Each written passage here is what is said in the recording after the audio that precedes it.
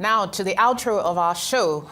What happens when institutions trying to fill financial gaps in Africa are judged by models that don't fully reflect the environment they operate in? Well, that's the challenge facing some of Africa's key multilateral and development finance institutions like Afreximbank and the Africa Finance Corporation, after Fitch downgraded Afreximbank's credit ratings in the past week. Now, to most people, a downgrade might sound technical, even distant, but for these institutions, it's like being handed a lower trust score.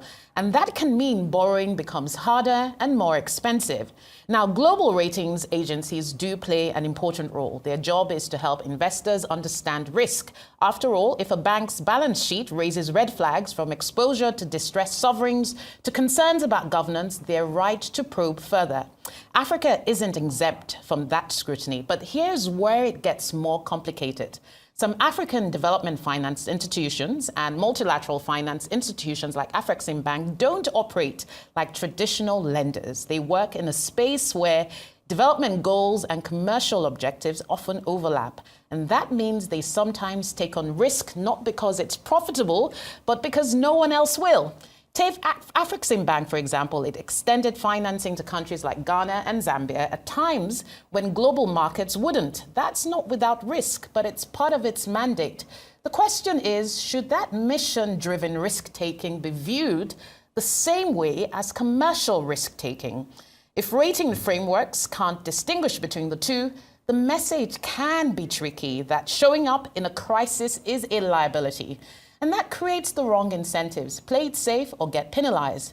It could also put pressure on what's known as preferred creditor status, a kind of shield that many development banks do to lend with confidence, knowing they won't be first in line when things go wrong. If that confidence erodes, it could affect the way these very institutions are able to impact in terms of development outcomes. So where do we go from here? First, African financial institutions, development or multilateral, need to double down on transparency, governance, and how they communicate risk. It's not just about perception, it's about credibility. Second, we need a broader conversation about how African risk is evaluated, not to lower the bar, but to bring in context that global models may miss. That's what the proposed African Credit Ratings Agency aims to do. It's a continent-wide initiative backed by the African Union. It's not a free pass, but a complementary lens to help balance global standards with local understanding.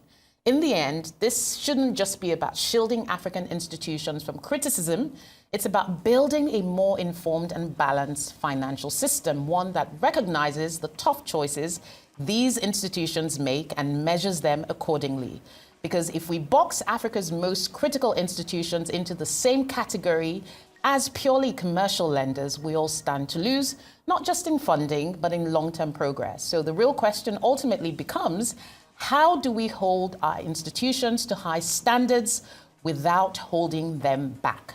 That's the conversation we should be having.